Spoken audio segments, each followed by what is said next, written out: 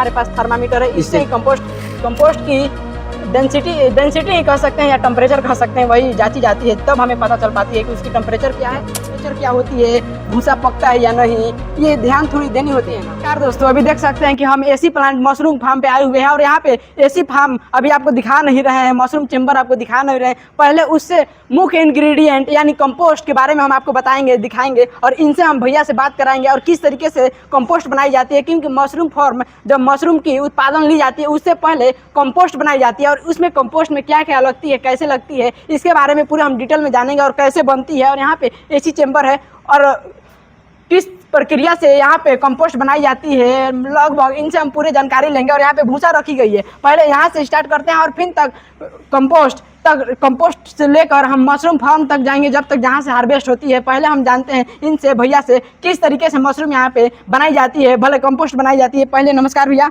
आप अपना इंटरव्यू थोड़ा सा अपने बारे में थोड़ा बता दीजिए। नाम आपका? दीपक कुमार। कहाँ से? कटिहार जिला। और यह कहाँ पे स्थित है? ये औरंगाबाद में स्थित है। हम अलीनगर पानी टंकी। हम यहाँ पे मशरूम फार्म की जाती है तो उससे पहले कंपोस्ट बनाई जाती है, इतना हमें जानते हैं। हमारे दर्शकों भी जानते होंगे, दर्शक जानते होंगे, किसान जानते होंगे, जो करते होंगे, मगर कैसे बनाई जाती है वो नहीं जानते हैं। तो पहले आप बताइए। हाँ, भिजाया जाता है 3 दिन। हाँ। उसके बाद प्लेटफॉर्म पे आया जाता है। उसके बाद 2 दिन के पानी लगने के बाद लगभग वो भूसा लेते हैं तो वो भूसा कितने दिन तक चलती है, कितने दिन तक उसमें पानी डालेंगे? हौदी में 3 दिन तक पानी डालना है। उसके बाद प्लेटफॉर्म पे 2 दिन पानी डालेगा। उसके बाद तीसरा दिन मिक्सिंग होगा। अच्छा। खाद जिप्सन हो गया, मुर्गी वो मिक्सिंग होती है तो क्या क्या मुख्य इंग्रेडिएंट डाली जाती है? क्योंकि यही लोग नहीं जान पाते हैं। हम लोग जैसे कि गलती हो जाती है तो उसमें क्या क्या डाली जाती है? हम लोग मुर्गी भी डालते हैं, जिप्सन डालते हैं, यूरिया डालते हैं, चोकर डालते हैं, सल्फेट डाला जाता है। बस। और किसान गलती करते हैं, थोड़ी जिप्सम उनको नहीं मिल पाती है, तो जिप्सम बहुत ही इसमें मुख्य भूमिका निभाती है क्या कंपोस्ट में? जी यही बात हम पूछ रहे थे। और मान के चलिए हम वहाँ से उसको भुंगा कर 3 दिन उसके बाद यहाँ पे रख दिए, इसके बाद अब कह रहे हैं कि 2 दिन यहाँ पे भिगाएंगे, इसके बाद अब क्या करेंगे, प्रक्रिया इसकी क्या है? उसके बाद इस पे खाद डाला जाता है, भूसे पे फैला के। मुर्गी भी डाला जाएगा, कैमरा में ताकि लीजिए। मुर्गी भी डाला जाएगा, जिप्सन डाला जाएगा, यूरिया डाला जाएगा, एल्युमिनियम सल्फेट डाला जाएगा, चोकर डाला जाएगा, खल्ली डाला जाएगा। उसके बाद फिर मिक्सिंग करके 3 मिक्सिंग करके चौथा 3 मिक्सिंग कहाँ पे होगा? वहीं पे होगा? बाहर कितने दिन के अंदर 3 मिक्सिंग करना है? 3 दिन में, 2 दिन में करके तीसरा दिन चेम्बर में डाल दे। अच्छा, यहाँ पे चेम्बर है, इसको सफाई करके। अच्छा, बोलिए। सफाई से करके पानी सफाई करके इसको दवाई डाल के फिर उसके बाद अंदर किया जाता है। आखिर ये एरो क्यों दिया गया है यहाँ पे, क्यों? इससे हवा आता है, मोटर लगल है पीछे में, अंदर से हवा अच्छा है पकने के लिए। तो यहाँ से यहाँ पे हम देख रहे हैं 3 है, 1 2 3 है, तो यहाँ पे थोड़ी अब बताइए 3 क्यों है? इसमें डालने के बाद फिर पलटी करना पड़ता है, 4 पलटी उसमें। फिर उसमें पलटी करने के बाद फिर इसमें पलटी 2 दिन के बाद होता है। 4 पलटी करके उसके बाद फिर आपका टनल में डाला जाएगा। अच्छा, टनल में डाली जाएगी। आइए थोड़ी सी टनल को दिखाते हैं, आइए। और पहले यहाँ पे एक में चेम्बर में थे, यहाँ पे दूसरा चेम्बर है, पहले इसमें डाली जाती है फिर उसमें। फिर यहाँ पे ये है चेम्बर। इसमें 4 पलटी करके फिर उसके बाद टनल में डाला जाएगा आपका, जिसमें अभी भरा हुआ है, जिसमें कि अभी भरा हुआ है टनल में। टनल में 8-7 दिन के बाद 8वां दिन मिक्सिंग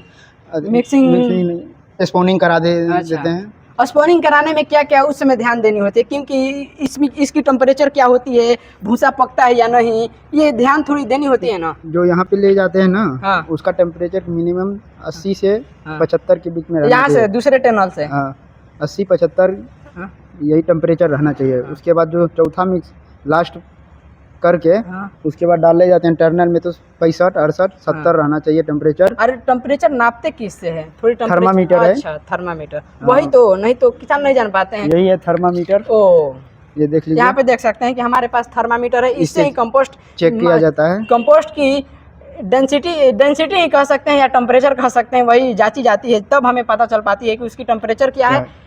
टेम्परेचर चेक करके यही उसके बाद फिर टर्नल में डाला जाता है। टर्नल के बाद 7वां दिन 8वां दिन इसको स्पोनिंग किया जाता है, जिसमें सफाई करवा के पूरा सफाई करवा के ब्लीचिंग मरवा के चूना छिटवा के दवाई मरवा के। ब्लीचिंग और चूना क्यों मारी जाती है? क्योंकि वो कीटाणु अगल बगल जो है वो मर जाता है। अच्छा, फैलना नहीं चाहिए। क्योंकि एक मशरूम एक फंगस है और फंगस बहुत ही अधिक फैलती है, जिससे हमें नुकसान देखने को मिलती है। थोड़ी सी लापरवाही के कारण हमें नुकसान भी देखने को मिल सकती है। तो इसी वजह से हम आप बता रहे हैं कि फंगस के लिए फंगस मारना जरूरी है। अनवांटेड कीड़े मकोड़े या कह सकते हैं दवा, हाँ इसीलिए दवाई मार के इसको गेट को खोल के, उसके बाद इसका जो है स्पोनिंग फैला के स्पोनिंग किया जाता है। 10 केजी का बैग भराता है। अच्छा, एक बैग में 10 केजी। वो बैग हम आपको दिखाएंगे किस तरीके से होता है, कितने बड़े होते हैं, पहले आप जान लीजिए, पहले कुछ जानते हैं। 10 केजी का बैग रहता है। उसको भर के बीज डाल के फिर रूम में डाला जाता है। रूम में डाला के एसी प्लांट में डाली जाती है। तब वहाँ से प्रक्रिया होती है, माइसीलियम रन करती है। फिर रूम में जाने के बाद थम्पिंग होता है। फिर जानेंगे अगले वीडियो में, जानेंगे उसके बारे में डिटेल। पहले यहाँ पे जान लेते हैं। और यहाँ से देख रहे हैं कि भाप बिक रहा है, बहुत ही ज्यादा गर्म। इसमें अभी मिनिमम इसमें टेम्परेचर अभी बढ़ा रहे हैं, जिसमें कि 3 दिन हुआ है। 3 दिन में 54-55 टेम्परेचर है, इसीलिए भाप फेंका जाता है। अच्छा, इसकी टेम्परेचर बढ़ा भी सकते हैं? कैसे? 60 तक इसको लेके जाते हैं, निमोनिया खत्म होने के लिए 60 डिग्री ले जाते हैं। निमोनिया आखिर करता क्या है? माने वो बीमारी आ जाता है उसमें। निमोनिया बीमारी ही है। हाँ, और निमोनिया नहीं गया तो हमारी कंपोस्ट खराब हो जाएगा। बीज नहीं, ध्यान दीजिएगा बीज नहीं किस तरीके से अमोनिया के लिए हम भैया बता रहे हैं। निमोनिया अगर यदि फंस जाएगा तो उसमें आपका कंपोस्ट बीज नहीं चलने देगा। अच्छा, अमोनिया बहुत ही खतरनाक हो जाएगा कंपोस्ट के लिए। वही बात ध्यान दीजिएगा, किसान जो देखते होंगे, सुन रहे हैं, तो अमोनिया के लिए आपको टेम्परेचर लगभग 50 डिग्री पार, 60 डिग्री पार ले जाना जरूरी है। 60 डिग्री मिनिमम ले जा सकते हैं। और फिर धीरे धीरे उसको डाउन कर देते हैं। डाउन क्यों करते हैं? डाउन करते हैं कि कंपोस्ट रेडी हो चुका है। हाँ, कंपोस्ट रेडी हो चुका है। उसके बाद डाउन करके उसका 8 दिन में स्पोनिंग करा देते हैं। अच्छा, स्पोनिंग के बाद फिर एसी चैम्बर में। और कुछ बताइए, कुछ टेक्निकल एरर जो किसान गलती कर बैठेंगे, कोई भी पहला प्रक्रिया में करेगा, पहला उसको क्या ध्यान देना होगा? पहली बार वो फार्मिंग करना चाहा, वो कर रहा है, तो गलती क्या क्या होती है? थोड़ी गलती आप बता सकते हैं। जैसे कि आपने बताया टेम्परेचर नहीं बढ़ पाते हैं, नापने वाले यंत्र उनके पास नहीं होते हैं, चैम्बर नहीं हो पाते हैं, मगर वो कैसे कर पाएंगे? चैम्बर देखिए, सबसे पहले इसमें जो है सफाई बहुत जरूरी है। अच्छा, यहाँ पे देखने को मिल रहा है कि अभी सफाई नहीं हुआ है। हाँ, सफाई नहीं हुआ है। इसको सफाई करना बहुत जरूरी है। अगर यदि ये हवा नहीं फेंकेगा, टेम्परेचर आपका नहीं बनेगा। अच्छा, टेम्परेचर के लिए इसमें हवा आना बहुत जरूरी है। कंपोस्ट पकने के लिए। अच्छा, नहीं तो बीमारी आ सकता है। अच्छा, कोई बीमारी भी आ सकती है, गंध मारने लगता है। अच्छा, तो फंगस, हाँ सही बात है, फंगस बहुत ही ज़्यादा अट्रैक्टिव होते हैं फंगस को खाने में, जिस कारण से मशरूम भी प्रिपेयर करना होगा। जिससे हमारी मशरूम ग्रो हो पाएंगे, नहीं तो खराब हो जाएंगे। हाँ, खराब हो जाएंगे। ओके, और भी कुछ बताइए, कुछ जानकारी दीजिए हमारे दर्शकों को। कुछ और बता दिया नहीं होगा तो पहले हमारे वीडियो सबसे पहले साफ सफाई बहुत जरूरी है। उसके बाद ही कुछ काम होगा। थैंक यू भैया।